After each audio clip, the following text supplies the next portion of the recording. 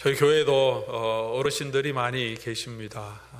몸이 많이 연약해지셔서 이제 워커나 또 지팡이를 짚고 이렇게 교회에 오시는 분들도 계십니다. 혼자 일어나기 힘들면, 혼자 걷기 힘들면 지팡이가 필요합니다. 워커가 필요합니다. 무슨 기댈 것이 필요합니다. 그래야 지팡이를 집어야 우리가 일어날 수 있습니다.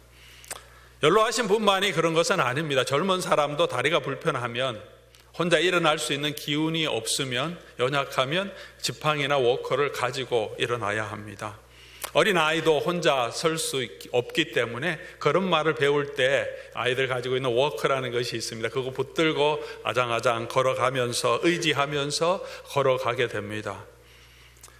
건강한 사람도 등산을 갈 때는 하이킹 스틱이라고 하는 지팡이를 짚고 갑니다. 안전을 위해서 그렇습니다. 더 가파른 산을 올라갈 때는 하나가 아니라 2개를 짚고 갑니다. 전문 산악인이라도 지팡이를 가지고 갑니다. 어렵고 힘든 환경이 있을 때, 혼자 설 수 없을 때 지팡이, 의지해야 할 것이 우리가 필요하기 때문입니다. 인생이 힘들 때가 많이 있습니다. 그래서 기댈 수 있는 사람이 필요합니다.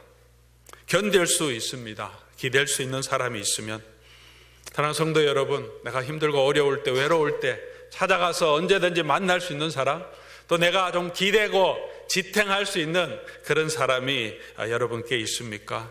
그런 사람이 있다면 그래도 이 험난한 인생 가운데, 또는 괴로운 인생 가운데 위로와 힘을 얻으실 수 있을 것입니다.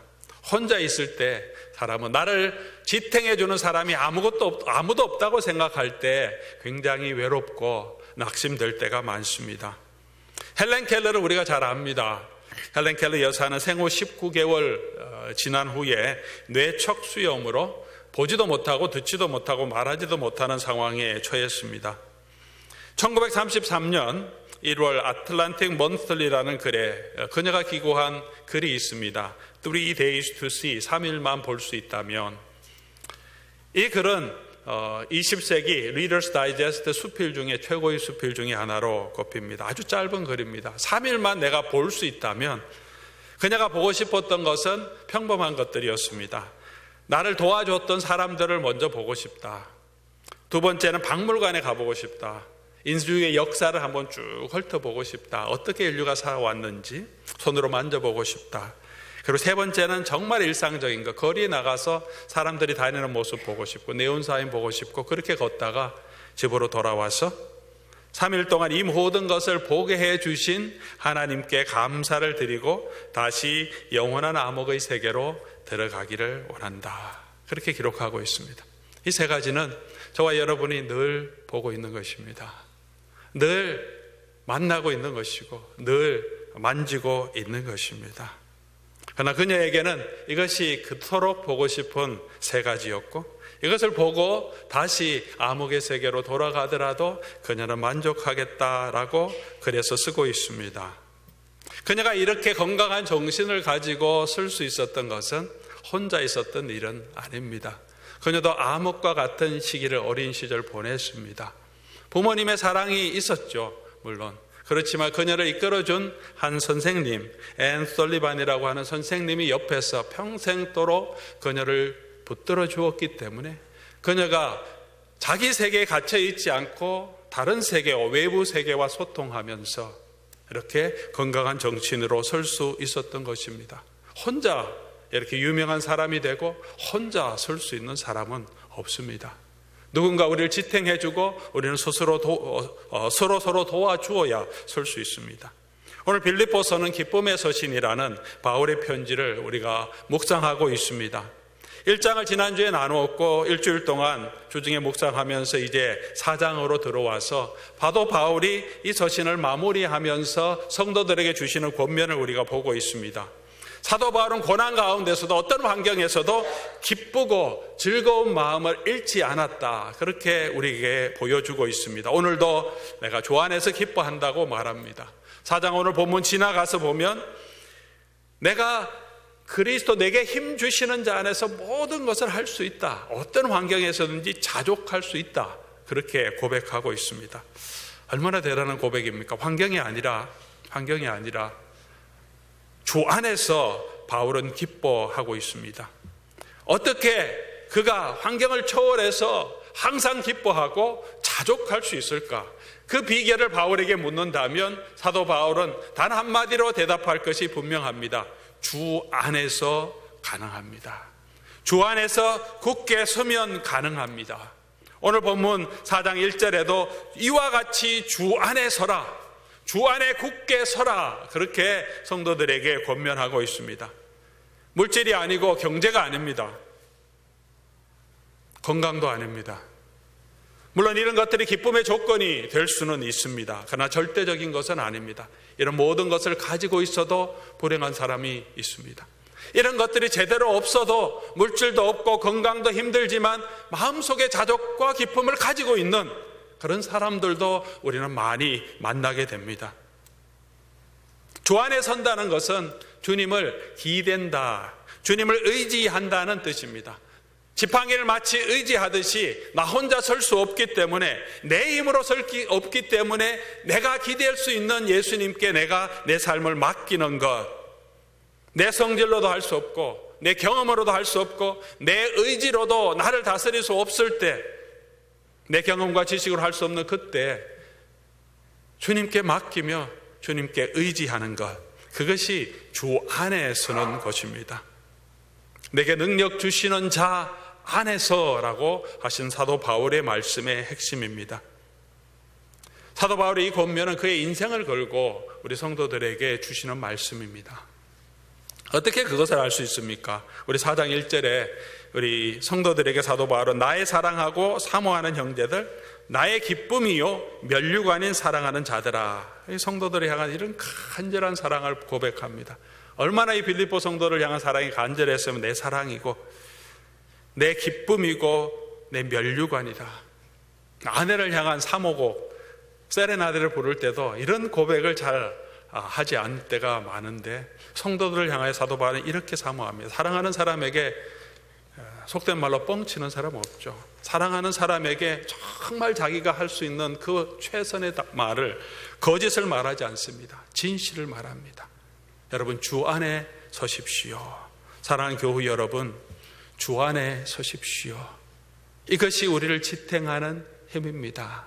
어떤 환경에서도 자족할 수 있는 능력입니다. 사도 바울은 그렇게 확신하고 우리 성도들에게 권면하고 있습니다. 우리 사랑하는 로데메 성도 여러분, 여러분들도 주 안에 서시기를 주님의 이름으로 축원합니다. 주 안에 굳게 서십시오.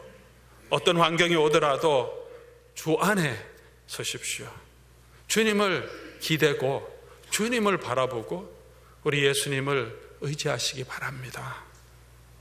그것이 우리가 환난 가운데서도 자족할 수 있고 고난 가운데도 이길 수 있는 영적인 삶의 비결입니다. 물론 다르게 생각하는 사람도 있을 수 있습니다. 믿지 않는 사람도 있습니다. 그래 봐야 내 인생 변하는 거 아무것도 없다, 그렇게 생각하고 계신 분도 있을 수 있습니다. 그런데 말씀드리고 싶은 것은, 제가 여러분의 모든 문제를 해결할 수는 없지만 오늘 이 사도 바울의 이 말씀으로 다시 한번 권면을 드리고 싶습니다. 사랑하는 교우 여러분, 우리가 주 안에 설 때, 그때 우리가 참 자족함, 참 기쁨을 누리게 될 줄 믿습니다. 오늘 이 말씀만 붙들어도 아마 오늘 말씀은 핵심을 잡은 것입니다. 더 이상 듣지 않아 오늘 이 말씀만 우리가 붙들고 있다면 우리 모든 삶에 적용할 수 있습니다. 그러나 좀 더 구체적으로 우리가 어떻게 주 안에 설 수 있는가, 이 부분들을 오늘 사도 바울의 권면을 통하여서 4가지 실제적인 교훈을 살펴보자고 합니다. 먼저 첫 번째 2절에서 3절까지 말씀입니다. 내가 유오디아를 권하고 순두개를 권하노니 주 안에서 같은 마음을 품어라. 또 참으로 나와 명예를 같이한 내게 구하노니 복음에 나와 함께 힘쓰는 저 여인들을 돕고 또한 글레멘드와 그 외 나의 동역자들을 도우라. 그 이름들이 생명책에 있느니라. 먼저 사도 바울이 권면하는 것은 주 안에서 같은 마음을 품으라 라고 권면합니다. 유오디아와 순두개라는 2명의 여인은 모든 신학학자들이 얘기하기를 아주 이 교회의 귀한 중요한 일꾼이었다고 말합니다. 아마 우리식으로 말하면 유권사님과 순권사님 이 정도 될 것입니다. 사울은 3절에 나와 함께 힘쓰던 저 여인들이라고 말합니다. 복음에 아주 힘쓰던 귀한 일꾼들이었어요. 나쁜 여인들이 아니었습니다. 그런데 이 두 사람이 갈등이 있었던 것이 분명하죠. 한 마음을 품으라 말합니다. 진리의 문제는 아니었던 것을 알 수 있습니다. 진리의 문제일 때 항상 사도 바울은 그 진리를 설명합니다. 나눔이 있을 때, 음식 먹는 일에 있을 때 진리가 무엇인지, 본질이 무엇인지 설명해 줍니다. 오늘은 전혀 그런 게 없습니다. 대부분 우리가 사람 사이에 있는 감정적인 다툼, 아마 의견 차이로 인해서 감정 상함이 그들의 나눔의 원인이었을 것이 분명합니다. 대부분 우리는 이렇게 마음이 나누어집니다. 의견이 차이가 있고 내 생각과 다른 사람이 차이가 있는데 조율이 되지 않을 때, 또 그 과정에서 서로에게 마음의 상처가 있을 때, 마음이 상해서 그럴 때가 참 많습니다. 그냥 쉽게 말하면 삐침이라고도 할 수 있겠죠. 그렇게 말하는 당신의 태도가 기분 나쁘다. 우리 마음에 그런 생각이 들면 한 마음이 될 수 없습니다. 당신 태도가 마음에 안 들어. 어떻게 내 생각은 하나도 안 하고 네 생각만 해. 뭐 이렇게 우리가 부부 관계에서도 그렇고 교회 관계에서도 그렇고 직장 생활에도 이런 마음의 상처가 있으면 뭐 아무리 좋은 일을 하자고 할지라도 이 마음이 하나가 되지 않습니다. 기분이 나빠서 그렇습니다. 왜 우리가 힘들고 어렵습니까? 직장 생활이 힘들어도 그 관계가 재밌으면, 사장님하고 마음 맞아서 열심히 일하면 굉장히 재밌습니다. 직장 가는 것도 즐겁습니다. 근데 마음이 안 맞으면, 힘든 상사가 있다든가 힘든 종업원 하나 있으면 갈 때마다 괴롭죠. 내 보낼 수도 없고 함부로 자를 수도 없고 뭐 어떻게 할 수도 없는, 근데 계속 봐야 되는 상황이 있으면 얼마나 힘듭니까? 일이 힘든 게 아니라 마음이 나누어지면 힘듭니다. 부부관계도 마찬가지 아닙니까? 아무리 어려운 일이 있어도 서로 마음이 하나 되면 뭐든지 다 견딜 수 있습니다. 그런데 아무리 좋은 환경에 있어도, 돈이 많아도 부부가 마음 안 맞으면 절대 행복하지 않습니다. 집에 들어가기 쉽습니다. 마음이 나눠지기 때문입니다. 교우관계도 마찬가지죠. 어떻게 해결할 수 있습니까? 주 안에서 같은 마음을 품으라 라고 말합니다. 주 안에서, 이게 더 중요한 말이죠. 같은 마음이 중요한데 그보다 더 중요한 것은 주 안에서 우리가 같은 마음이 있어야 하고, 같은 마음이 되기 위해서는 주 안에 저와 여러분이 있어야 한다는 것입니다. 다시 말하면 주님의 마음을 우리가 가지면 우리가 같은 마음으로, 같은 생각으로 갈 수 있다는 것입니다. 주님의 마음이 어떤 마음입니까? 사도 바울은 이미 그것을 빌립보서 2장에서 설명하고 있습니다.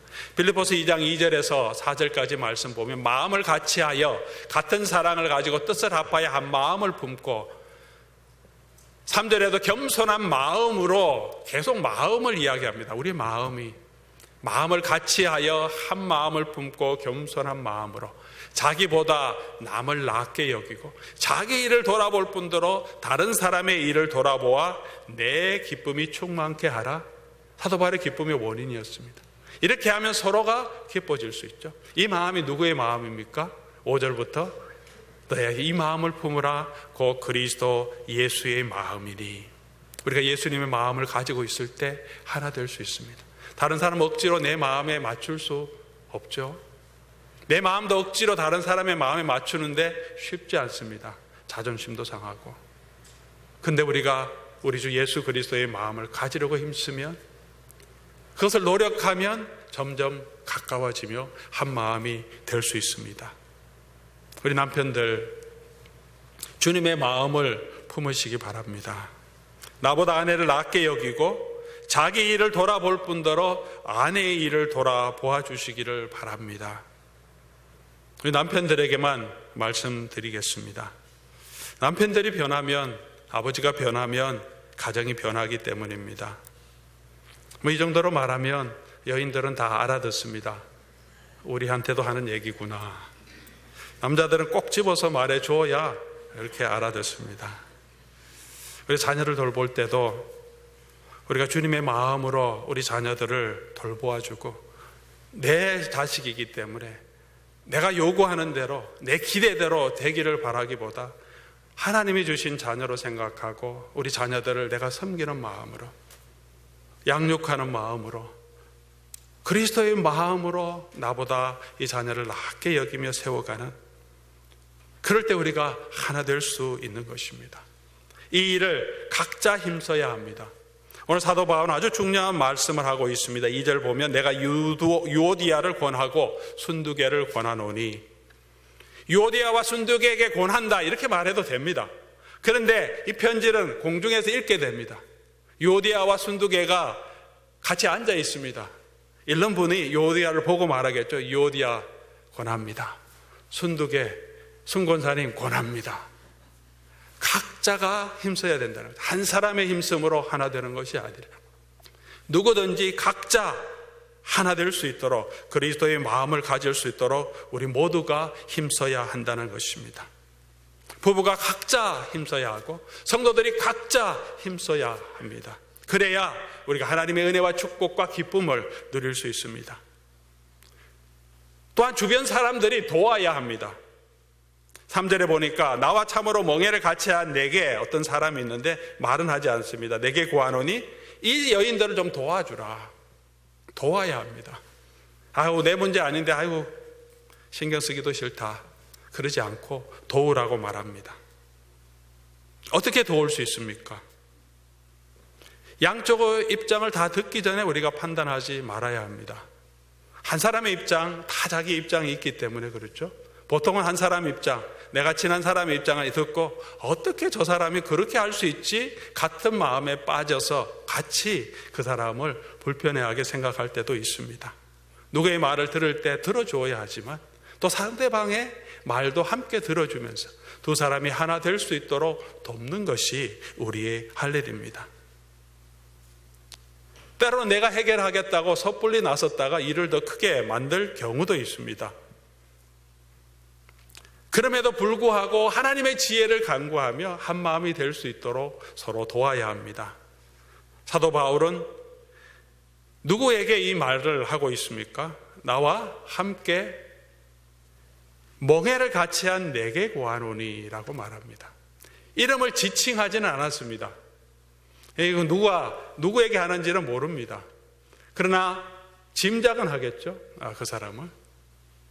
이름을 지칭하지 않은 것은 무엇이며 들을 때 내가 사도 바울과 같이 동역하고 있고 이 멍에를 같이 지고 있고 이 교회를 함께 섬기고 있는 사람이라고 생각하면 이건 내게 얘기하는 거구나, 나한테 도우라고 하는 거구나, 그렇게 알아듣게 될 것입니다.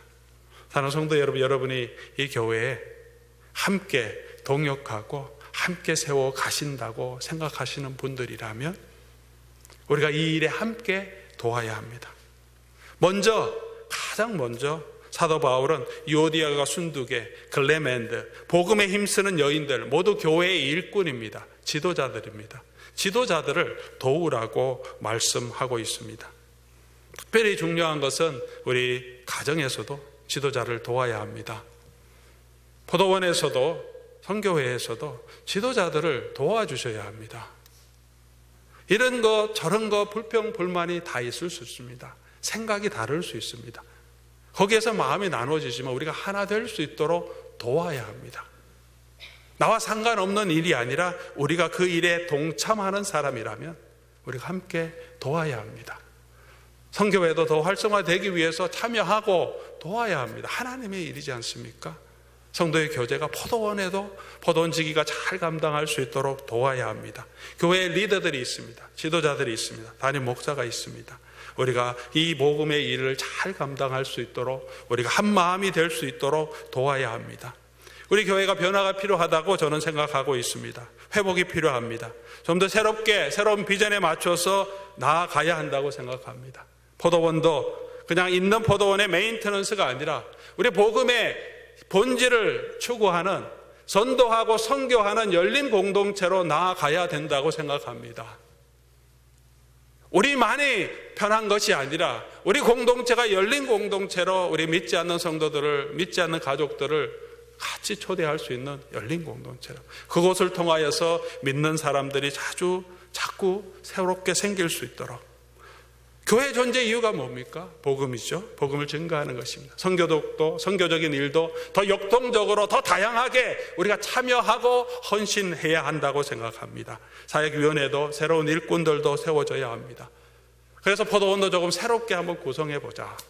새로운 방향으로 새로운 비전을 가지기 위해서 우리 교회가 가지고 있는 여러 가지 문제점들도 우리가 사역들을 평가해 보면서 다시 서기를 원합니다. 숫자가 중요한 것은 아닙니다. 다른 교회에서 이렇게 유입되어서 오는 더 잘할 수 있습니다. 더 중요한 것은 우리가 얼마나 복음을 믿는 자의 수가 더해지느냐 하는 것입니다. 이 일에 우리가 얼마나 노력하고 있고 제가 얼마나 기도하고 있고 여러분이 얼마나 애쓰고 있습니까? 한 영혼을 구원하기 위해서 이 일에 우리가 마음을 합쳐야 합니다. 물론 생각들이 다 다를 수 있습니다. 이렇게도 하고 저렇게도 할 수 있습니다. 저도 많이 듣고 있습니다. 누구보다도 더 많이 고민하고 있고 더 많은 것을 더 폭넓게 보려고 노력하고 있습니다. 틀린 것이 아니라면 제가 복음의 일에 합당하게 하려고 노력하고 교회 전체를 바라보고 이런 방향으로 갔으면 좋겠다고 말씀드린다면 여러분 도와주시기 바랍니다. 마음을 합해 주시면 좋겠습니다. 지원해 주고 격려하고 그래 그렇게 한번 해봅시다. 지원해 주시면 좋겠습니다. 복음을 위해서 우리가 서야 하지 않겠습니까? 제가 복음의 길에 벗어난다면 분명히 질책해 주십시오. 제가 잘못했다고 고백드리겠습니다. 의견의 차이라면 교회가 하나 되기 위해서는 지도자들의 말씀을 따르고 함께 동참하고 한 마음이 될 수 있도록 우리가 노력해야 하지 않겠습니까? 이 복음의 일에 우리가 동참하고 있다면 우리가 함께 힘써서 주의 일을 세워갈 수 있기를 주님의 이름으로 간절히 소원합니다. 모든 사람에게 두 번째는 관용하라 말합니다. 4절 5절 말씀이죠. 바울이 기뻐하라고 하는데 내가 다시 말하노니 기뻐하라고 하는데 기뻐하는 것이 명령입니다. 환경 때문에 기뻐하는 것이 아니라 내 속에서 적극적으로 기뻐하라고 합니다. 그런데 기뻐할 수가 있지 않습니다. 기쁨이 그냥 나오지는 않습니다. 하기 싫은 사람이 누가 있겠습니까? 안 기쁜데 어떻게 기뻐합니까? 그래서 어떻게 하면 기뻐할 수 있을지 사도 바울이 5절에 설명하고 있습니다. 우리가 기쁨을 얻기 위해서는 어떻게 해야 합니까? 5절 말씀 우리 같이 한번 읽어보겠습니다. 너희 관용을 모든 사람에게 알게 하라. 주께서 가까우시니라. 너희 관용을 영어로 하면 gentleness. 관용을 모든 사람에게 알게 하라. 관용은 받아주는 마음이겠죠. 넓은 마음입니다. 부드러운 마음, gentleness. 왜 우리 아이들이 힘들어합니까? 부모님을 힘들어하는, 아버지를 힘들어하는 이유가 뭡니까? 요구하는 것이 많고 잔소리 너무 많이 하니까 힘들어서 그렇습니다. 사랑하기 때문에 잔소리 하는데 잔소리가 절대 젠틀하지 않습니다. 마음을 후벼파는 아픔이 그 속에 담겨 있습니다. 젠틀하게 말하면 관용을 좀 베풀어주면 그럴 수도 있지, 조금 이해해주면 마음이 너그러워지는데 아이들도 기쁨으로 부모님의 얘기를 들을 수 있는데 그냥 심하게 잔소리하면 마음을 닫아버립니다. 젠틀한다. 부부도 관계도 마찬가지 아닙니까? 좀 좋게 말하면 들을 텐데 어떻게 그렇게 얘기해갖고 기분 나빠서 안 해. 남자들이 잘 삐지죠. 삐쳐갖고는 뭐 말도 안 하고 뭐 일도 안 하고 조금만 격려해주면서 아이 잘한다 그래주면 남편 진짜 잘합니다. 남자들은 뭐 칭찬에 약하니까 우리 남편이 도와주니 너무 감사합니다 하면 또 아주 그냥 너무 힘을 내서 잘하죠. 남편도 마찬가지 아닙니까? 조금 아내의 마음을 조금만 이해해주면 내 마음을 조금 넓혀서 조금 생각해주면 마음을 조금만 넓혀주면 상대방이 얼마나 기쁩니까? 말의 태도가 조금만 바뀌어도 좀 가시돋친 또는 냉랭한 표정이 아니라 조금 인상만 한번 웃어주고 부드럽게 해줘도 분위기가 바뀌고 상대방이 얼마나 마음의 편안함을 느끼면 거기서 기쁨이 있지 않습니까? 마음을 넓히면 관용하면 상대방만 기쁜 게 아니라 자기가 기쁩니다. 제가 바지가 좀 작은 바지가 있었어요. 그건 너무 꽉 조이니까 입기가 불편합니다. 그래서 힘들어하다가 결국은 이거 수선 좀 하자. 그래서 1인치를 늘렸습니다. 1인치 늘리니까 얼마나 편한지 그 바지를 자꾸 입게 됩니다. 조금만 늘리면 너무나 편할 수 있는데 우리의 마음도 그렇던 것 같아요. 우리 마음을 조금만 넓히면 나도 편하고 상대방도 편하게 받아줄 수 있는데 거기서 기쁨이 있습니다. 거기서 한 마음으로 갈 수 있는 능력도 있습니다. 우리 마음을 넓히지 못할 때 우리가 힘들고 상대방도 힘들게 할 때가 많습니다. 너희 관용을 모든 사람에게 알게 하라. 내가 좋아하는 사람, 내 마음에 드는 사람이 아니라, 내가 사랑하는 사람만이 아니라 모든 사람에게, 나를 대적하는 사람도 있고 내가 별로 마음이 안 드는 사람도 있고 성격 잘 안 맞는 사람도 있을 수 있지만 모든 사람에게 알게 하라. 알게 하라는 것이 무엇입니까? 보여주라는 것입니다. 젠틀니스, 관용은 보여줘야 됩니다. 구제하는 것은 남을 모르게 해야 되지만 젠틀한 것은, 관용은 보여줘야 합니다. 보여지지 않고 내 마음속으로는 좋게 생각해, 아내 사랑해, 전혀 도움이 안 되죠. 사랑하는 마음, 젠틀한 것으로, 관용한 것으로 나타나야 합니다. 너희 관용을 모든 사람이 알게 하라. 왜 그렇게 해야 합니까? 주께서 가까우시니라. 주께서 가까우시니라. 주님이 언제 오실지 우리가 알지 못합니다. 말세지 말이라고 우리가 얘기합니다. 오늘도 내일도 주님이 오실지 모르고 내 삶이 어떻게 될지 또 우리가 알지 못합니다. 내 인생의 종말이 언제 올지. 인생의 마지막을 맞았다면 우리의 삶을 정리합니다. 암이 있다, 1년밖에 못 산다, 6개월밖에 못 산다. 그러면 어떻게 합니까? 마음이 많이 부드러워집니다. 처음엔 힘들겠지만 다른 사람의 관계도 이제 해결하려고 합니다. 그렇게 용서하지 못한 사람도 그게 무슨 소용이 있습니까?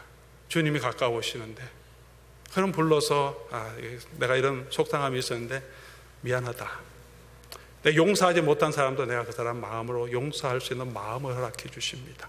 마지막을 생각하면 우리의 그런 마음을 주십니다. 누구나 그렇습니다. 주께서 가까우시다는 것을 생각하고 우리가 모든 사람에게 관용을 베풀어 줄 때, 젠틀할 때 우리 마음속에 기쁨이 넘치게 된다는 것입니다. 그냥 기쁜 것이 아니라 이건 우리가 할 수 있는 것입니다. 기뻐하는 것은 그냥 기쁨이 나오지 않지만 관용은 우리가 할 수 있고 하면 우리 마음도 기쁘고 주변 사람도 기쁘게 됩니다. 주 안에서 같은 마음을 품으라. 두 번째, 너희 관용을 모든 사람에게 알게 하라. 세 번째, 6절에서 7절 말씀입니다. 너희 간구를 하나님께 아뢰라. 우리 성도님들 기도 제목들 많습니다. 간구의 제목들 다 있습니다. 우리의 간구를 주님께 아뢰라고 하십니다. 젠틀한다고, 주 안에서 같은 마음을 품는다고 우리 문제가 다 해결되는 것이 아닙니다. 이것이 우리의 걱정과 근심이 됩니다. 그것 때문에 또 우리의 마음을 관용하지 못하게 될 때도 많이 있습니다. 내가 너무 힘들기 때문에. 그렇죠? 그럴 때 어떻게 하라고 합니까? 이 문제들을 다 주님께 아뢰라고 말합니다. 모든 일이라고 말합니다. 큰 일이든 작은 일이든 모든 일이든지 주님께 아뢰라. 구체적으로 여러분이 가지고 있는 문제, 아픔, 해결해야 될 일들을 주님께 아뢰시기 바랍니다. 어떻게 아뢰라고 말합니까? 염려하지 말고 감사함으로 아뢰라. 기도해도 평안이 없는 이유는 우리가 여전히 염려함으로, 감사함이 없이 우리가 아뢰기 때문입니다. 염려하지 않을 수는 없습니다. 그러나 염려하지 말고 아버지께 맡기듯이 기도하라고 말합니다. 어린 아이들이 염려가 많죠. 필요하면 그냥 어떻게 할 수 없어서 아빠, 엄마에게 와서 이거 해줘야 됩니다, 이거 있어야 됩니다 막 요구합니다. 어떤 때는 제가 아이를 키울 때도, 요즘은 아이들이 잘 압니다만 어릴 때는 엄마 아빠가 무슨 백만장자인지 슈퍼맨인지 압니다. 뭐든지 다 요구합니다. 뭐든지 다 해달라고 합니다. 요즘 엄마 아빠 돈 많이 없는 거 아니까 사정 봐가면서 요구하는데, 아이들은 그렇게 부모를 신뢰합니다. 부모가 다 준다고 생각하지는 않습니다. 다 주지는 않기 때문이죠. 그럼에도 불구하고 너무나 편안하게 부모에게 와서 모든 것을 다 요구합니다. 내어놓습니다. 신뢰하기 때문이죠. 부모님은 나를 가장 좋은 것을 주시는 분이다. 주시지 못하더라도 부모님은 나를 사랑하시고 난 부모님 안에서 내가 평안함을 누릴 수 있다는 부모에게 대한, 부모의 사랑에 대한 신뢰가 있기 때문입니다. 염려하지 말고 감사함으로 주님께 아뢰라는 것은 그렇게 아빠에게 가듯 엄마에게 가듯 그냥 아버지께 쏟아 놓으라는 것입니다. 감사함으로 우리 아버지께서 가장 선한 것을 아시기 때문에 그분께 모든 것을 아뢰라고 말씀하시는 겁니다. 하나님, 나 이거 필요해요. 나 이거 힘들어요. 하나님 도와주십시오. 하나님 능력 주십시오. 하나님 할 수 있는 힘도 주십시오. 하나님 나를 붙들어 주십시오. 하나님께 아뢰면 하나님께서 여러분의 마음과 생각을, 우리의 마음과 생각을 지켜주신다 말씀하십니다. 하나님 원하는 모든 것 다 들어주겠다 그렇게 하시지 아니하시고 우리의 마음과 생각을 지켜주십니다. 아이가 부모에게 와서 달라고 하면 부모가 안아주고 격려해주면 그냥 또 이렇게 차분해집니다. 부모의 사랑 가운데 거하기 때문입니다. 다 주지 못하도 그 안에서 평안을 누립니다. 우리 하나님께서 우리의 마음과 생각, 염려하는 그 마음을 위로해 주십니다. 우리가 주님을 기대기 때문에, 신뢰하기 때문에 우리의 마음에 평안함을 주십니다. 그래서 우리 마음속에 기쁨을 회복시켜 주시는 것입니다. 어떤 환경이 와도 그 환경을 이겨나갈 수 있는 힘과 능력과 은혜가 우리 가운데 생기는 것입니다. 네 번째로 무엇에든지 선한 것을 생각하라 라고 사도 바울은 권면합니다. 8절에서 9절까지 말씀입니다. 겉으로 형제들아 무엇에든지 참되며 무엇에든지 경건하며 무엇에든지 오르며 무엇에든지 정결하며 무엇에든지 사랑받을 만하며 무엇에든지 칭찬받을 만하며 무슨 덕이 있든지 무슨 기림이 있든지 이것들을 생각하라. 성도 여러분, 무슨 생각을 하고 계십니까? 여러분 머릿속에 무슨 걱정과 근심이 있으십니까? 비즈니스에 대한 걱정도 있고 페이먼트에 대한 걱정도 있고 건강에 대한 걱정도 다 있습니다. 자녀에 대한 걱정 다 있습니다. 결혼해야 되고 어려움이 있을 때 직장 때문에 공부하는 학생들, 아이들은 또 그 앞으로 어떻게 진로를 갈지 여러 가지 걱정이 있습니다. 우리의 생각이 무엇에 있습니까? 오늘 사도 바울은 우리가 가장 선한 것을 생각하라. 돈이 많으면 좋겠다. 고통이 없었으면 좋겠다. 잘 됐으면 좋겠다. 애들도 공부 잘하고 좋은 학교 갔으면 좋겠다.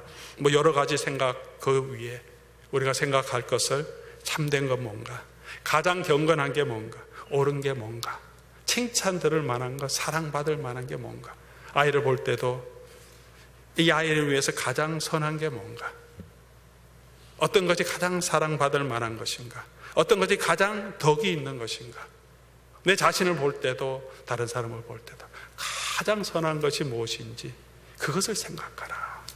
그리하면 하나님의 평강의 하나님께서 너희와 함께 계시리라 약속해 주셨습니다. 사랑하는 성도 여러분, 우리가 주 안에서 굳게 서기를 간절히 소원합니다. 그것이 어떤 환경에서도 우리가 자족할 수 있는 비결입니다. 기뻐할 수 있는 비결입니다. 주 안에서 서 있는 것, 어떻게 설 수 있습니까? 네 가지로 오늘 이 본문 말씀을 통해서 말씀을 드렸습니다. 주 안에서 같은 마음을 품으십시오. 같은 마음을 품을 수 있도록, 그리스도의 마음을 품을 수 있도록 각자가 노력하고 함께 노력하고 돕는 그런 교회가 되기를 바랍니다. 너희 관용을 모든 사람에게 알게 하라.